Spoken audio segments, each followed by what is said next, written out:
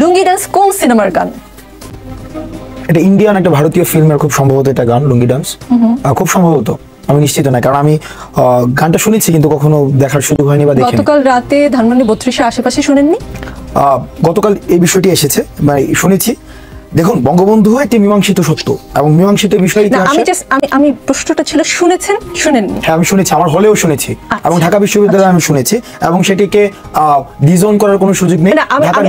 আমার প্রশ্ন শুধু অতটুকুই ছিল, শুনেছেন অথবা শুনেননি। জি, আমি একটু বলছি, লুঙ্গি ডান্স হচ্ছে চেন্নাই এক্সপ্রেসের সিনেমার গান। এটা 2013 সালে মুক্তি পেয়েছে সিনেমাটি, এবং এই গানটিতে কণ্ঠ দিয়েছেন হানি সিং নামে একজন গায়ক, এবং এই গানটি রজনীকান্তকে ট্রিবিউট করে এই গানটি করা। মানে তারা তাদের সিনিয়র অভিনেতাদেরও এতটাই সম্মান দেন যে এইরকম একটা বড় সিনেমায় শুধুমাত্র তাকে ট্রিবিউট করে একটি গান করা হয়েছে। এখন আপনাকে প্রশ্ন করতে চাই, গতকাল রাতে ধানমন্ডিতে যারা লুঙ্গি ডান্স করেছেন তারা কারা? দেখুন, আমাদেরকে যখন এই যে গণঅভ্যুত্থানটি হয়েছে, গণঅভ্যুত্থানটির পরে আমরা দেখেছি প্রাথমিক পর্যায়ের পরেই আমাদেরকে অজনপ্রিয় করার জন্য, অর্থাৎ বৈষম্য বিরোধী ছাত্র আন্দোলনকে অজনপ্রিয় করার জন্য যত ধরনের এলিমেন্ট রয়েছে তত ধরনের এলিমেন্ট কিন্তু ব্যবহার করা হচ্ছে। দেখুন, একটা ধারণা ক্রিয়েট করার জন্য ওই দিন থেকে আমরা দেখেছি যে সাম্প্রদায়িক যারা সংখ্যালঘু রয়েছে তাদের উপরে হামলা করা হলো। আমরা ওই দিন থেকে দেখেছি সম্পদ দখল করা হলো। আমরা ওই দিন থেকে দেখেছি চাঁদাবাজি শুরু হয়ে গেল। অর্থাৎ একটা ধারণা প্রডিউস করার জন্য যে আগেরটাই ভালো ছিল, এই যে এটা ক্লিশে, অর্থাৎ আগেরটাই ভালো ছিল, এই ধরনের একটা কম্পারিজন ক্রিয়েট করার জন্য আমরা এই যে গণঅভ্যুত্থানটি হয়েছে সেটির পক্ষে যে সবাই ছিল বিষয়টি এমন না। অর্থাৎ আমাদের ছাত্র, শিক্ষক এবং নাগরিকের যে সার্বজনীন যে অংশগ্রহণ ছিল, এর বাইরেও কিন্তু ফেসিস্ট গভর্নমেন্টের সুবিধাভোগী একটি অংশ কিন্তু ছিল। এখন এই ফেসিস্ট সুবিধাভোগীর যে অংশটি রয়েছে তারা কিন্তু আমাদেরকে বিভিন্নভাবে বিতর্কিত করার জন্য সবসময় চেষ্টা করেছে। আন্দোলন পূর্ববর্তী, আন্দোলনকালীন এবং আন্দোলন পরবর্তী স্বৈরাচার খুনি হাসিনার উৎখাত হয়েছে, কিন্তু বিষয়টি এমন না স্বৈরাচার খুনি হাসিনার পরবর্তী যে প্রজন্ম বা তাদের সুবিধাভোগী যেই প্রজন্মটা ছিল সেই প্রজন্মের উৎখাত হয়েছে। সুতরাং তাদেরকে, আসিফ নজরুল স্যারের ভাষায়, তাদেরকে এই সেন্সটা প্রোভাইড করার জন্য বা জনগণকে এই সেন্সটা প্রোভাইড করার জন্য যে যতই স্বৈরাচার হোক না কেন সেটিই ভালো ছিল, এই সেন্সটি প্রোভাইড করার জন্য আমাদের যে অগ্রহণযোগ্য যে কাজটি, যেমন আমরা দেখেছি গণমাধ্যমকে আজকে আমরা দেখেছি তাদেরকে ফুটেজ বা ভিডিও করতে তাদেরকে বাধা দেওয়া হয়েছে, মোবাইল চেক করা হয়েছে। এই কাজগুলো বৈষম্য বিরোধী ছাত্র আন্দোলন কখনোই সমর্থন করে না। বরং এই আন্দোলনটি যদি আমি ক্রমানুযায়ী দেখি, সেখানে আমরা দেখেছি যে ছাত্রলীগ যে কায়দায় যে মোবাইল চেক করার মাধ্যমে মানুষের প্রাইভেসি লঙ্ঘন করতো, ভিডিও ফুটেজ করতো, গণমাধ্যম কর্মীদের তাদের পেশাদারি আচরণে যেভাবে বাধা দিত, একই কায়দায় কিন্তু এই কাজগুলো আমরা দেখছি। বিষয়টি এমন না যে এই কাজগুলো যারা আগে করেছিল তাদের পরিবর্তনের জন্য আমাদের আন্দোলনটি ছিল, বরং আমাদের আন্দোলনটি ছিল ওই কাজগুলোর পরিবর্তন, একই সাথে এই কাজগুলো যারা করে তাদের পরিবর্তন। এখন ছাত্রলীগের আপাত দৃষ্টিতে সারফেস লেভেল থেকে তাদের পতন হয়েছে, কিন্তু তাদের কাজগুলোর কিন্তু পতন হয়নি। সুতরাং কাজগুলো পতন না হওয়া, আমি এখানে তৃতীয় কোনো পক্ষ এমন কেউ করেছে আমরা করিনি, ষড়যন্ত্রের গন্ধ, গত 15 বছর এগুলো আমি শুনেছি। আসনাদ আব্দুল্লাহ বেশ শুনেছি। রাত 1টা-2টা থেকে এই গান শুরু হয়। আমাদের সংবাদকর্মী ছিলেন সেখানে 2-3 ঘন্টা বা তারও বেশি সময় ধরে চলে। এতক্ষণ পর্যন্ত আপনাদের কানে খবরটি যায়নি এবং আপনারা এসে সেটা থামানোর চেষ্টা করেননি। এইটা কি আসলে আমাকে বিশ্বাস করতে বলেন? দেখুন, আমি বিশ্বাস করতে অবশ্যই বলছি না, আমি প্রথমে অ্যাকনোলেজ করে নিয়েছি ডিফল্ট।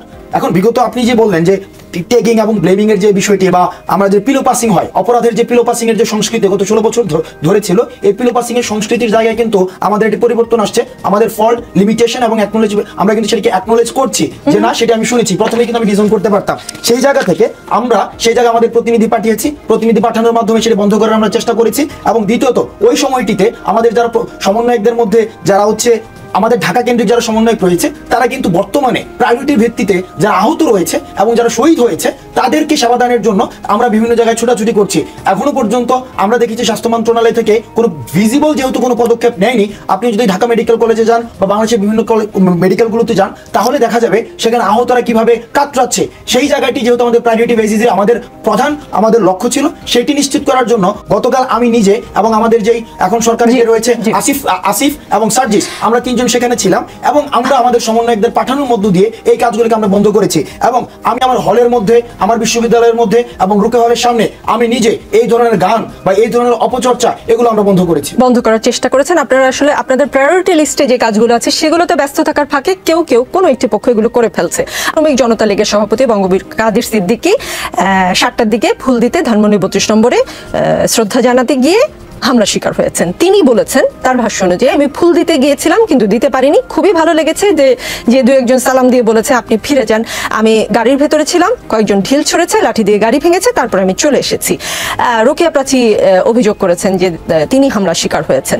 মানে আপনারা তো মত প্রকাশের স্বাধীনতার জন্য আন্দোলন করেছেন, অন্যতম দাবি ছিল সেটা, তো আপনারা জয়ীও হয়েছেন। তবে কাদের সিদ্দিকী কেন ফুল দিতে পারলো না, রোকেয়া প্রাচী কেন ফুল দিতে পারলো না? দেখুন, আমার এই জায়গায় আপনি বললেন যে আমরা জয়ী হয়েছি, এখন এই জয়ী হওয়াটার মধ্যে একটা বড় ধরনের প্রশ্ন রয়েছে।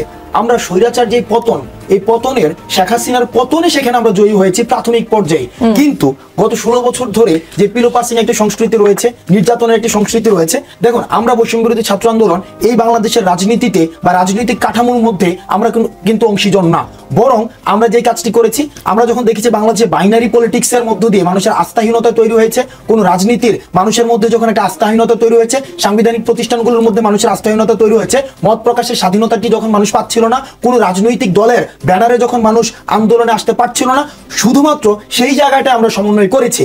এখন দেখুন, 5ই আগস্ট স্বৈরাচার হাসিনার পতন হয়েছে, এখন আজকে হচ্ছে আমাদের 15 আগস্ট, 10 দিনে, এই 10 দিনে যদি আমরা মনে করে থাকি যে গত 16 বছর ধরে যে সংস্কৃতিটি আমাদের দেশে প্রতিষ্ঠিত হয়েছে, এই 10 দিনে সেটি পরিবর্তন হয়ে যাবে, সেটি তাহলে আমি মনে করব যে এই জায়গাটিতে আমাদের প্রত্যাশা পরিবর্তন হয়েছে, বড় ধরনের পরিবর্তন হয়েছে। আগে 15 আগস্টে মানুষ ধানমন্ডি 32-এ শোক জানাতে যেতে পারতো, আর এখন পারছে না।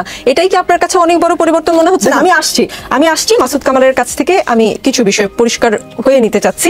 মাসুদ কামাল, লুঙ্গি ডান্সটা কেমন লাগলো গত রাতে সেটা যেমন বলবেন, কাদের সিদ্দিকী আজকে সকালে শ্রদ্ধা জানাতে পারেনি, রোকেয়া প্রাচী শ্রদ্ধা জানাতে পারেনি, সেটা নিয়ে আপনার বিশ্লেষণ শুনে আমি প্রশ্নটা করব। দেখেন, একটা জিনিস কি, সবসময় আমরা গণতন্ত্রের মূল বিষয়টা কি, মূল বিষয়টা হলো বহু মত থাকবে, যার যার মতো তার মতের জন্য সে প্রচার করবে, তার মতকে সে মানুষের কাছে নিয়ে যাবে, এবং বহু মত পাশাপাশি থাকার মাধ্যমে শান্তিপূর্ণ সহাবস্থানের মাধ্যমে এক ঐক্যমত থাকবে। এটা হলো গণতন্ত্র। এদেশে বহু রাজনৈতিক দল থাকবে, তাদের নিজেদের একটা মতামত থাকবে, সেই মতামত তারা প্রচার করবে, কেউ তাকে সমর্থন করবে, কেউ তাকে প্রত্যাখ্যান করবে, কিন্তু দেশটাকে সবাই একসঙ্গে ভালোবাসবে, অপরের মতটা প্রকাশ করার জন্য তাকে সুযোগ করে দিবে। আমি আপনার মতামত মানবো না, কিন্তু আপনার মতামত প্রকাশ করার জন্য যত বাধা আসবে সেটাকে আমি প্রতিহত করব। এটাই হলো গণতন্ত্রের মূল বক্তব্য। তো এখানে আমি কিন্তু লুঙ্গি ডান্স হয়েছে, খারাপ হয়েছে, আমার শুনতে খুবই খারাপ লেগেছে। রোকেয়া প্রাচী যেতে গিয়েছেন, ধাওয়া খেয়েছেন, মোমবাতি জ্বালানোর চেষ্টা করেছেন, পারেননি, কাজের দিকে ঢুকতে পারেননি, কেন পারবেন না? আওয়ামী লীগ তো এটা পলিটিক্যাল, আবার দেখেন আওয়ামী লীগ নিয়ে আলোচনা করতে যে স্বরাষ্ট্র উপদেষ্টা, তার বিরুদ্ধে স্লোগান হয়েছে, কেন হবে? এটা আমি পছন্দ করি, এটার জন্য কিন্তু আন্দোলন করেনি। দেখেন, জামাত ইসলামকে নিষিদ্ধ করা হয়েছিল, এই সরকার শেষ দিয়ে করেছিলেন, আমি সমর্থন করি না। আমি মনে করি যে তার যে কারো একটা রাজনৈতিক মতবাদ থাকতে পারে, এটা দেশের জনগণ চায় কি না চায় সেটা জনগণকে ভাবতে দিন। আপনি কে হে ভাই? আপনি কে? আমি কি চাই কি না চাই এটা আপনি নির্ধারণ করে দেওয়ার কে? এটা হতে পারে না, কিন্তু হয়েছে। তো আমি মনে করি এটা হলো সরকারের ব্যর্থতা, আমি ওদের ব্যর্থতা বলি না, সরকারের ব্যর্থতা বলে এই কারণে, আপনারা 15 আগস্টের একটা অনুষ্ঠান আওয়ামী লীগ পালন করে, তারা 32 নম্বরে পালনটা করে, তো 32 নম্বরে আপনার পর্যাপ্ত নিরাপত্তা ব্যবস্থা করেননি কেন করেননি? সরকার এই কারণে করেনি যে সরকার ভেবেছে আমরা আমাদের স্টুডেন্টরা আমাদেরকে এনেছে, আমরা স্টুডেন্টদের সঙ্গে কোনো ধরনের বিরোধে যাব না। সরকার এখানে আপোষ করেছে। সরকারের এই যে আপোষ করার মনোভাব, এটা পরবর্তীতে আরো বাড়বে। কারণ আপনি যখন একবার আপোষ করবেন, পরবর্তীতে এদের কাছ থেকে চাহিদা আসবে, আপনি আরো আপোষ করেন, আপনাকে আপোষ করতে। আপনি যদি আপোষের মাধ্যমে আপনি যাত্রা শুরু করেন, তাহলে আপনি কোনো সংস্কার করতে পারবেন না। দেখেন, আপনি যখন সংস্কার করবেন তখন কিন্তু আপনার নিজেরও ক্ষতি হওয়ার সম্ভাবনা আছে, সেই ক্ষতিটাকে মেনে আপনাকে সংস্কার করতে হবে, কিন্তু সেই জিনিসটা হচ্ছে না। আমি এক্সাম্পল দিয়ে বলি, কাল রাতে ঘটনা ঘটেছে, আজকে আমি ওখান দিয়ে এসেছিলাম, আমি এক জায়গায় যাচ্ছিলাম, জিটিভিতে যাচ্ছিলাম, ওখান দিয়ে আমার গাড়িতে নিয়ে যাচ্ছিল, প্রত্যেকটা গাড়ি তারা থামাচ্ছে, থামিয়ে পেছনে বুট চেক করতেছে, কিছু আছে কিনা, দেখছে কিনা। বাবারে, তোমাদেরকে এই দায়িত্বটা কে দিল? এই দায়িত্বটা, এই কাজটা করার জন্য তোমরা তো দায়িত্বপ্রাপ্ত ব্যক্তি নও। এটা পুলিশ করতে পারে, আইন শৃঙ্খলা রক্ষাকারী বাহিনী করতে পারে, তবুও সেটা সুনির্দিষ্ট আপনার তথ্য প্রাপ্তির ভিত্তিতে আপনি সমস্ত গাড়ি থামিয়ে সবগুলো গাড়ির পেছনে আপনি মালামাল কি আছে দেখবেন, জানলা খুলেন, ভেতরে কি আছে তা দেখবো। ওয়াই? কেন? আমরা কি এটার জন্য আপনাদেরকে এই কাজটা করার দায়িত্ব আপনাদেরকে দেওয়া হয়েছে? দেওয়া হয় নাই।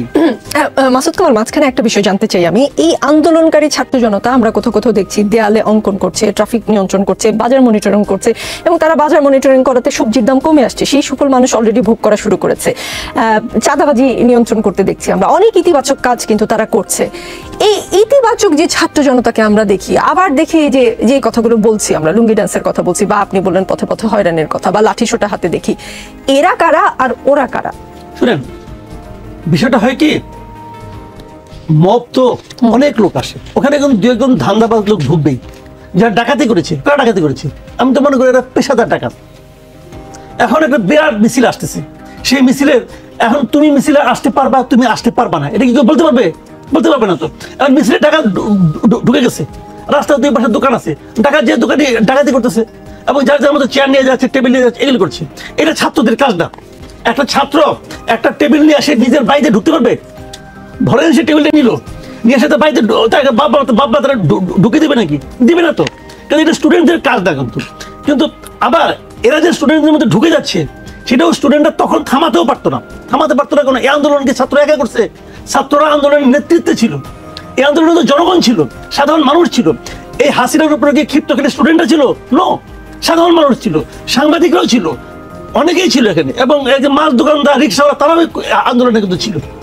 তখন এটা থামানো যেত না, আমি এটা স্বীকার করি, কিন্তু এখন থামাতে পারা উচিত। এখন থামাতে পারা উচিত। এক্ষেত্রে আমি মনে করি এক্ষেত্রে সরকারের উচিত ভূমিকা রাখা।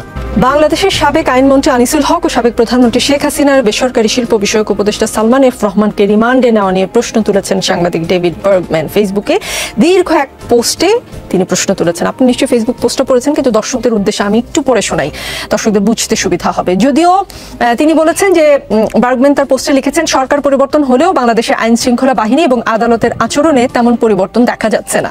যদিও এখনো মামলার এফআইআর আমার দেখা হয়নি, তবে এটা অনেকটা পূর্বের সরকারের আমলে বিএনপি নেতাদের বিরুদ্ধে পুলিশের দায়ের করা মিথ্যা মামলার মতো বলে মনে হচ্ছে। পূর্বে আওয়ামী লীগ সরকারের সময় পুলিশ বারবার বিএনপি নেতাদের বিরুদ্ধে এমন অভিযোগ করত যে তারা দলের কর্মীদের দ্বারা সংঘটিত অগ্নিসংযোগের ঘটনায় জড়িত।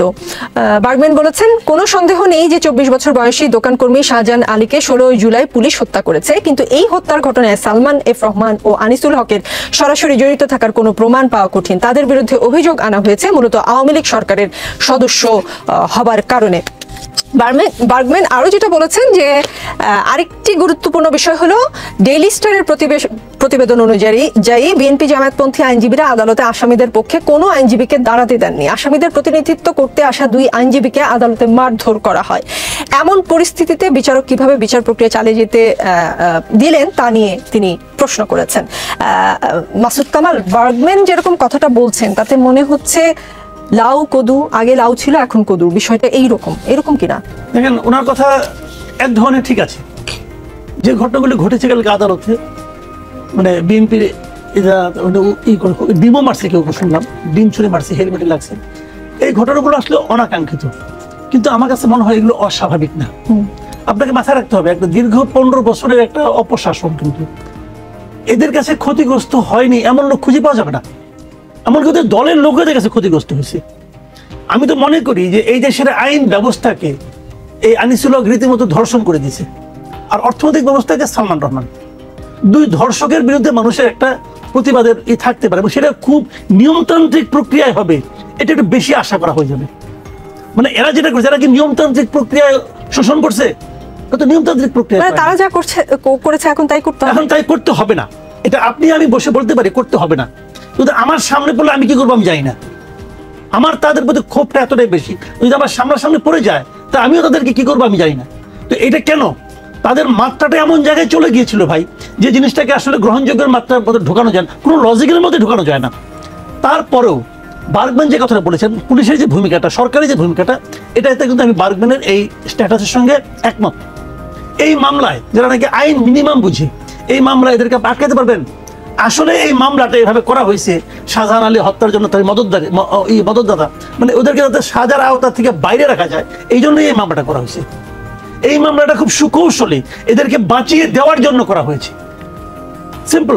আপনি দেখবেন অনেক সময়, আমি নিজে অনেক সময় অনেক পুলিশ অফিসারের সঙ্গে আলাপ করছি, বিভিন্ন সময় দেখা সাক্ষাৎ হয়ে গেছে, ভাই আমরা যদি মামলা করি একবার খুনের মামলাই করবো, কিন্তু এর মধ্যে এমন ভাবে একটা 2-3টা শব্দ ঢুকাই দেবো যে বিচারক দেখিয়ে পড়বো খালাস। এটা হলো সেই জিনিস। যে বাংলাদেশের কেউ কি বিশ্বাস করেছিল যে মির্জা ফখরুল ইসলাম আলমগীর মিউনিসিপ্যালিটি মানে এই সিটি কর্পোরেশনের ময়লা গাড়িতে ভাঙচুর করছে? তার নামে তো মামলা হয়েছে। তো এই মামলাটা হয়েছে কেন? তাকে রাজনৈতিকভাবে হয়রানি করার জন্য। আমরা কিন্তু বলি, আমরা সাধারণ মানুষ, আমি অন্তত বলি যে আওয়ামী লীগের কোনো নেতাকে হয়রানি করার জন্য মামলা করার দরকার নাই। তাদের কৃত যে কর্ম, তাদের যে কর্মকাণ্ড যা তারা করেছে, এই মামলাগুলি করলেই তাদের মোটামুটি বাকি জীবন জেলে থাকতে হবে।